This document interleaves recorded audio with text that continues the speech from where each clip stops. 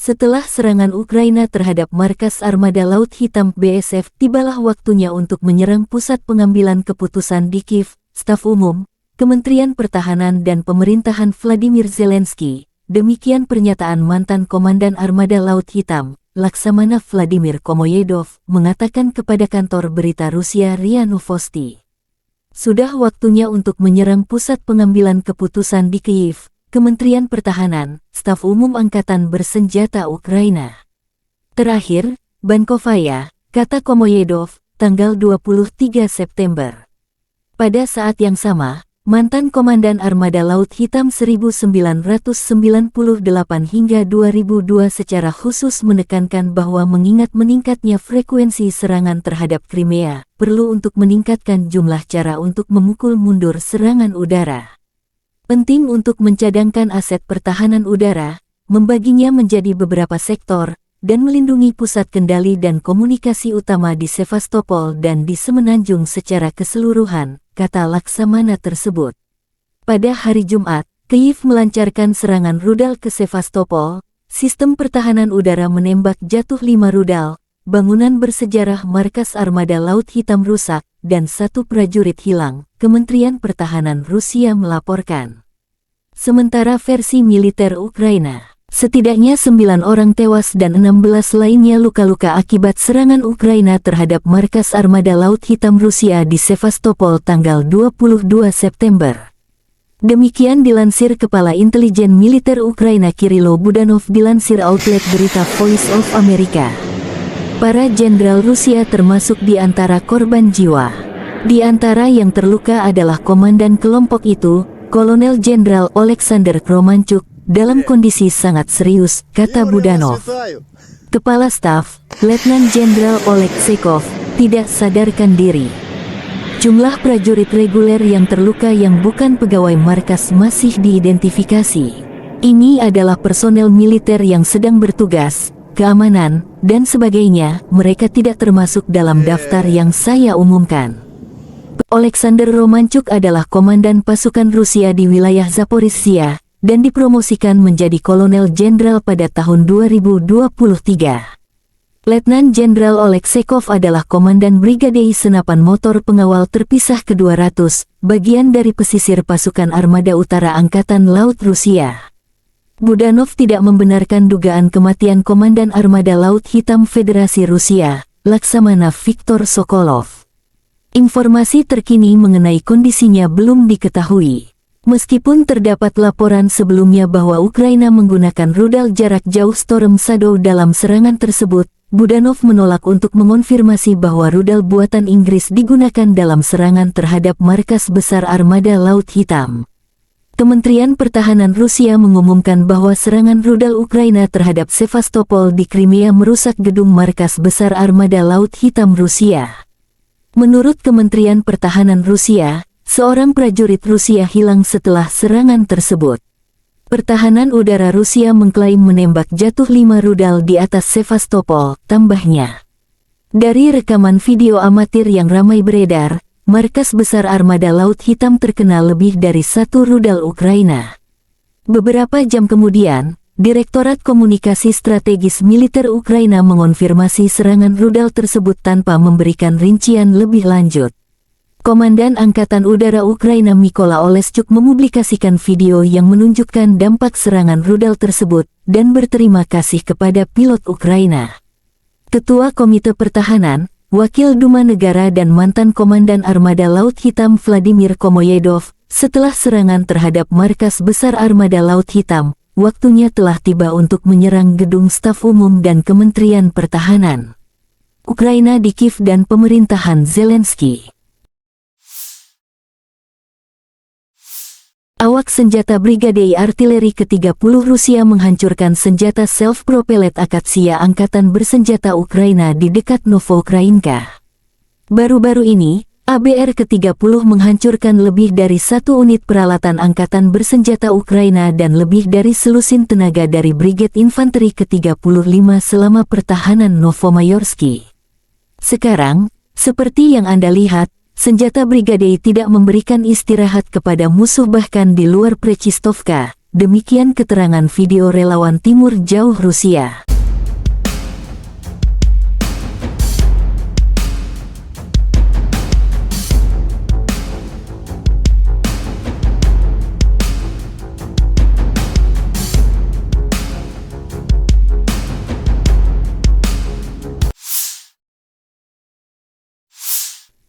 Militer Rusia cuplikan pekerjaan tempur kru artileri Mesta B dari kelompok pasukan Dnieper menetralkan musuh arah Kherson. Selama pertarungan kontra Batrai, pasukan artileri menghancurkan senjata dan peralatan militer angkatan bersenjata Ukraina. Serangan artileri Mesta B dipandu drone pengintai, demikian keterangan video Kementerian Pertahanan Rusia. 2A65 Mesta B memiliki jangkauan maksimum 24,7 km dengan amunisi standar dan 28,5 km dengan selongsong peluru dasar. 2A65 adalah senjata berat yang biasanya ditarik oleh truk berukuran 6x65 ton. Dalam dinas Soviet, Ural 4320 digunakan. Saat ini truk KAMAZ 65308 8x8 juga digunakan.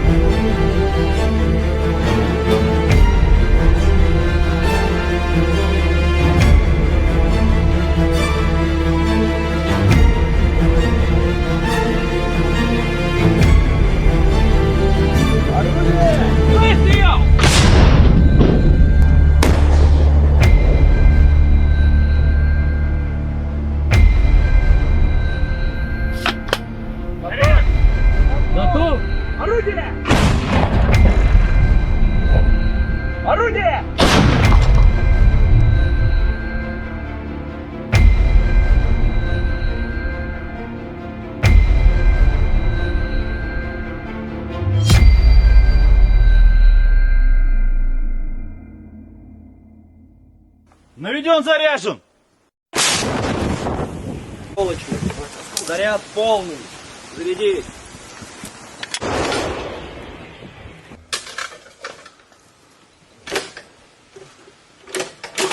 Выстрел!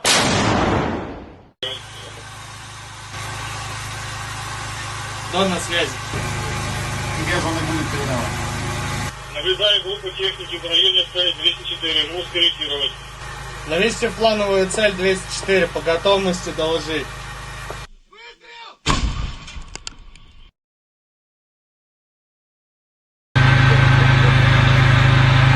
Волга, я Дон. Наблюдению по разрыву. Север 50, восток 45. Орудие! Выстрел! Орудие! Выстрел!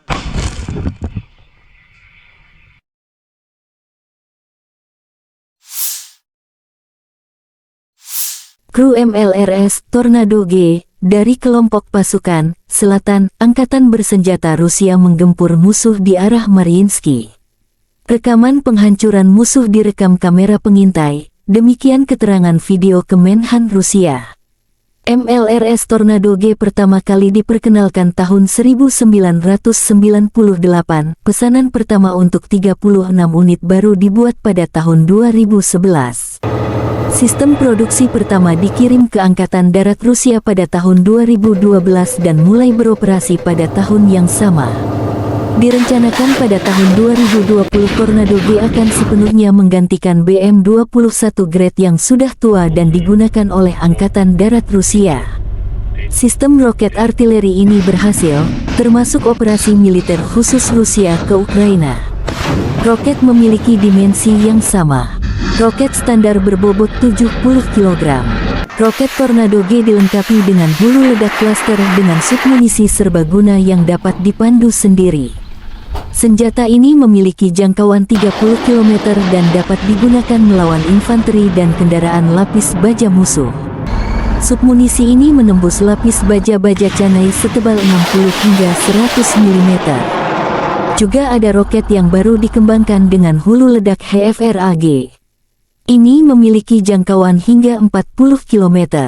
Tornado G juga kompatibel dengan semua roket grade sebelumnya. Beberapa sumber menyatakan bahwa roket baru Tornado G memiliki jangkauan maksimum 90-100 km. Kendaraan dilengkapi dengan sistem pengendalian kebakaran modern. Peluncur diarahkan tanpa kru meninggalkan kendaraan. Kru dikurangi dari 3 menjadi 2 tentara. Sistem roket artileri ini memiliki waktu penempatan yang singkat. Tornado G dapat meluncurkan salvo penuh dan meninggalkan posisi menembak sebelum roketnya menyentuh tanah. Ketika roket pertama mencapai sasaran, kendaraan peluncur mungkin sudah berada 4-5 km dari posisi tembak aslinya. Ini memberikan kemampuan menembak dan berlari pada kendaraan. Isi ulang roket dibawa dengan truk pengawal. Reload dilakukan secara manual oleh kru dalam waktu 7 menit. Reload biasanya dilakukan dari jarak jauh dari posisi menembak untuk menghindari tembakan balik baterai.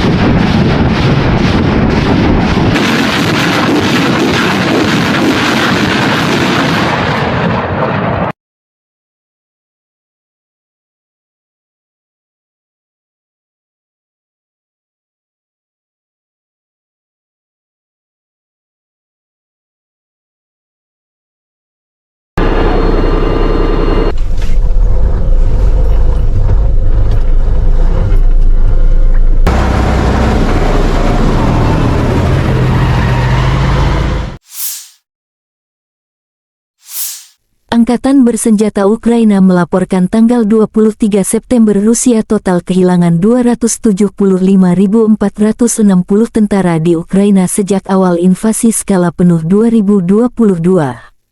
Jumlah ini termasuk 510 korban yang diderita pasukan Rusia dalam 24 jam terakhir. Rusia kehilangan 11 tank dan lapis baja, 21 kendaraan infanteri, 33 unit artileri dan 6 drone dalam sehari terakhir.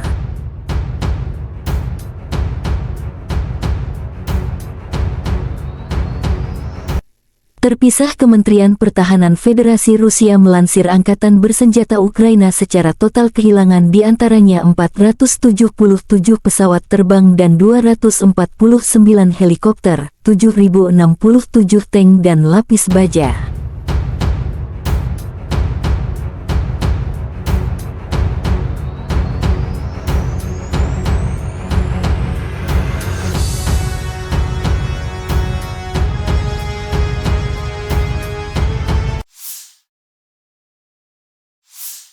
Di wilayah Marinka, Angkatan Bersenjata Ukraina menggagalkan 12 serangan Rusia. Di arah Zaporizhzhia, serangan musuh di distrik Robotini dan Verbovoy di wilayah Zaporizhzhia berakhir bagi penjajah dengan kerugian yang signifikan baik dari segi tenaga maupun peralatan. Pembela kami terus mempertahankan pertahanan di perbatasan yang diduduki, demikian pernyataan resmi Direktorat Komunikasi Strategis Angkatan Bersenjata Ukraina. Di arah Melitopol, pasukan Kyiv melanjutkan operasi ofensif. Selama sehari terakhir, penerbangan Angkatan Bersenjata Ukraina menyerang markas besar Komando Armada Laut Hitam Rusia di Sevastopol. juga melancarkan 12 serangan di area konsentrasi personel, senjata dan peralatan militer, dan 4 di kompleks rudal anti-pesawat musuh, 2 sistem rudal anti-pesawat dan 4 unit artileri musuh dihantam oleh unit pasukan rudal. Pada malam tanggal 23 September tahun 2023, penjajah Rusia menyerang Ukraina dengan 15 UAV penyerang jenis Shahed dari Tenggara Primorsko-Akhtarsk wilayah Federasi Rusia. Arah serangannya adalah Zaporizhia, wilayah Dnipropetrovska. Pasukan dan sarana pertahanan anti-pesawat Angkatan Udara bekerja sama dengan pasukan pertahanan udara Angkatan Pertahanan Ukraina, menghancurkan 14 dari 15 drone Shahed, demikian keterangan resmi Staf Umum Angkatan Udara Ukraina. Dalam 24 jam terakhir, lebih dari 30 kontak senjata terjadi. Di arah Bakhmut, pasukan pertahanan Ukraina berhasil menangkis serangan musuh di wilayah Minskivka, Oryhovo-Vasilivka, dan Rihorivka di wilayah Donetsk. Musuh mencoba memulihkan posisi yang hilang di wilayah Andriivka di wilayah Donetsk, tetapi gagal. Tentara Ukraina juga berhasil menangkis serangan musuh di wilayah Avdiivka dan Severny di wilayah Donetsk.